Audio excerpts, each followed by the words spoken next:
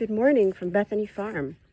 It's the day after the farm tour, and I'm going to give you your own farm tour as quick as I can. So this is the main house. It was built in the 1950s. If you can imagine, the owner built this when he was 30 years old. This and the log cabin.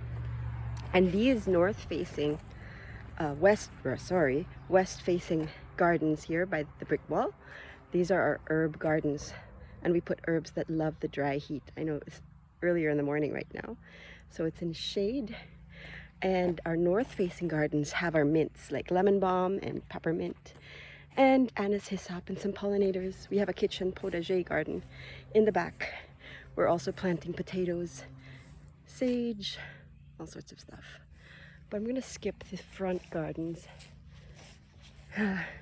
because the property is 3 acres.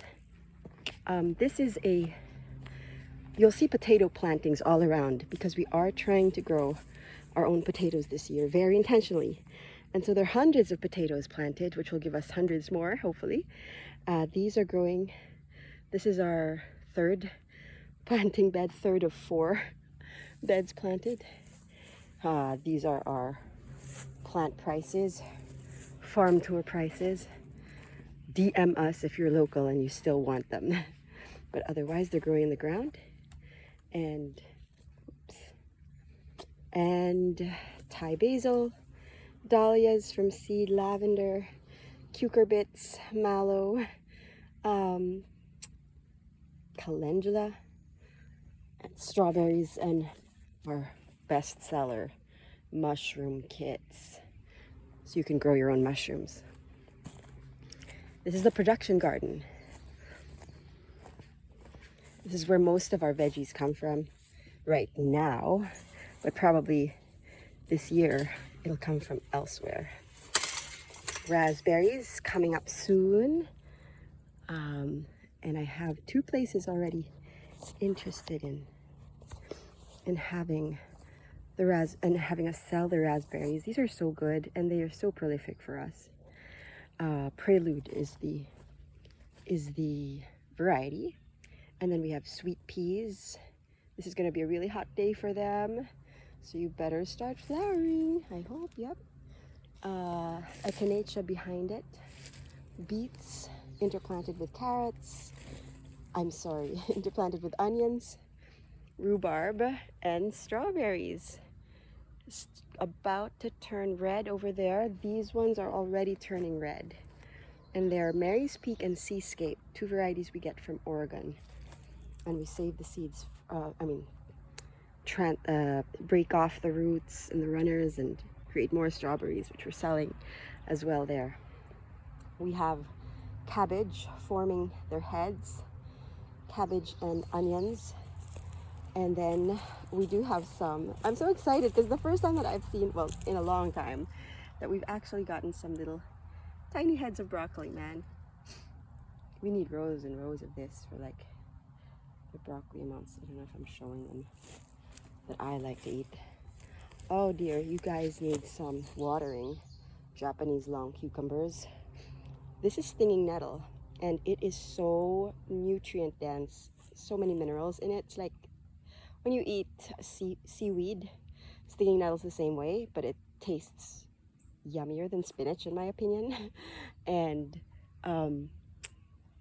these are more cabbages behind it.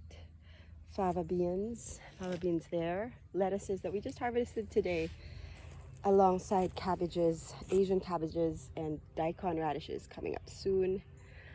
So many things, tomatoes waiting in the wings that are like a little bit spindly, but you guys just need to get in the ground. If you want to know, you Permies already know what this is. But this is one of our favorite plants. So dependable, so reliable, so beautiful. And they are flanking this lane here that's gonna go out into another path. And this is called comfrey. Beside our asparagus, beside our blueberries, almonds, and bees. Oh, sorry, apple and bees.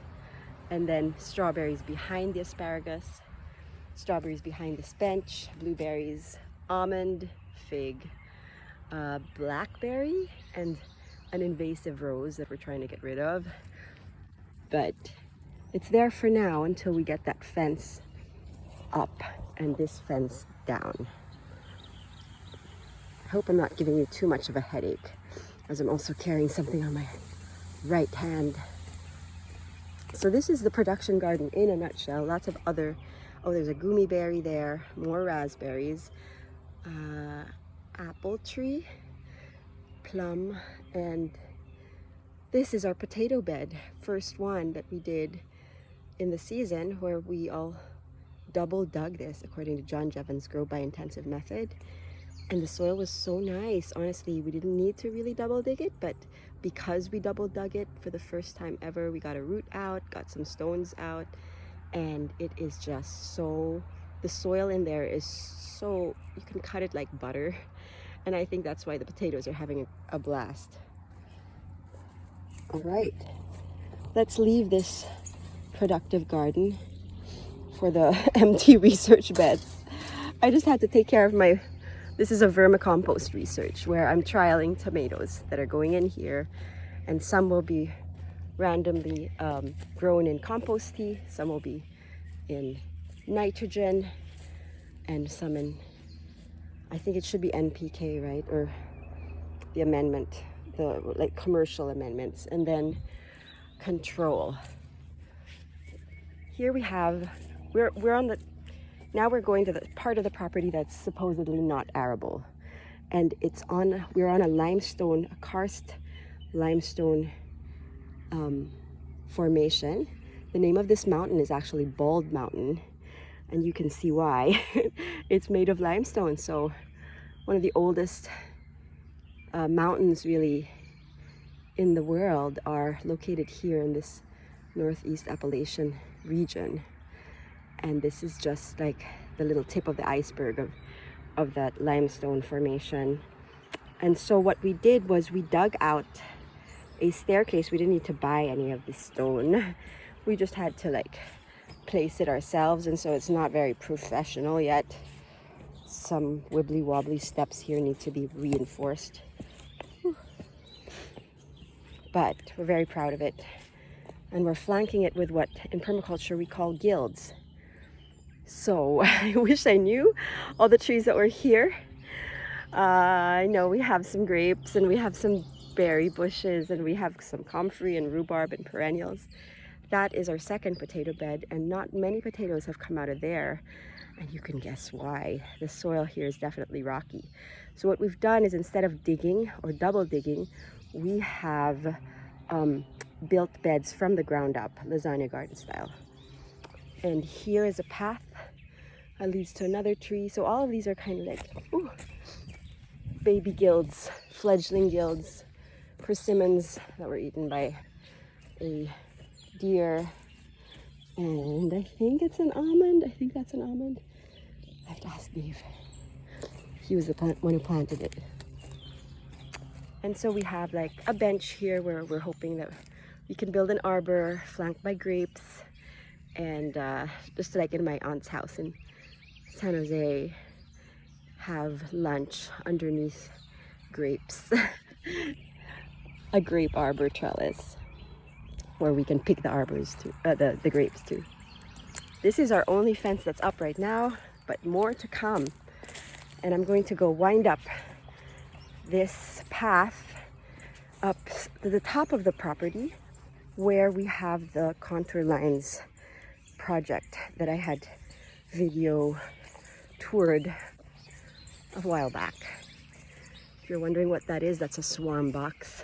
Hopefully the bees will take up residence there one day. It's been 2 years and nobody's taken us up on that hotel, but it's there for them if they need to swarm. Dave and his mushroom kits origin, you can hear the woodpecker, I hope you hear the woodpecker, is in those boxes of carton boxes there. That's a lion's mane spawn. So up this hill, you'll see at the top an A-frame, which we use to find the contours, which are the flattest areas on a slope, the area in which the land is level. And when we find the contours using this A-frame, we put flags along those lines.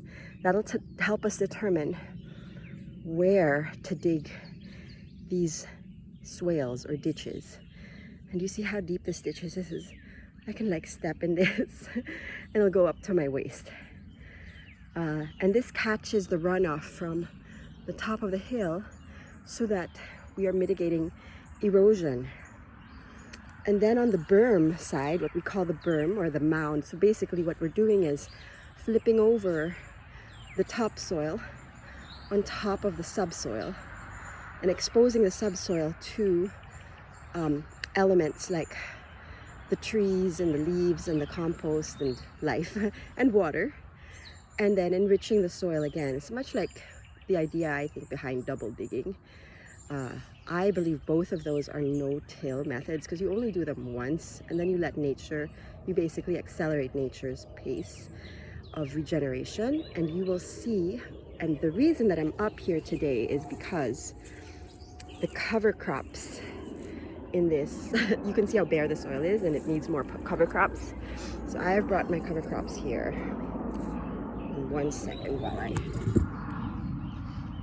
have to remove my stinky gloves full of compost. Okay, so we are gonna put more cover crops here because I think, and I could honestly do like wildflowers, but I don't know how they will fare with like the deer browsing these. You see how the deer are just so mean and they gave everything a haircut. So I have to cover them and then uncover them so they get some sunlight. Let's see how these guys fared with me covering them for like 2 days. Aha, some regrowth.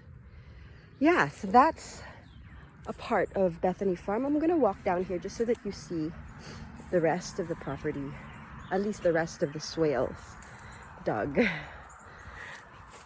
It's nice and shady now, but this gets a lot of light in the hot afternoon. And you see where we did the cover crop and flowers are coming up. This is so much nicer.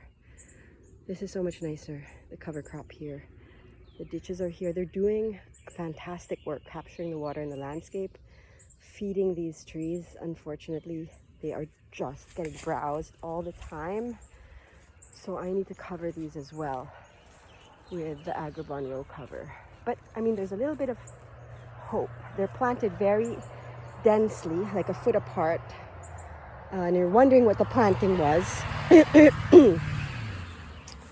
I do have a list. It's elderberry, hazelnut, chestnut, aronia berry, blue false indigo, red bud, Melanchier service berry. All of these are either natives, nitrogen fixers, pawpaw, or nut-giving fruit-bearing trees that can help us grow this food forest more intentionally.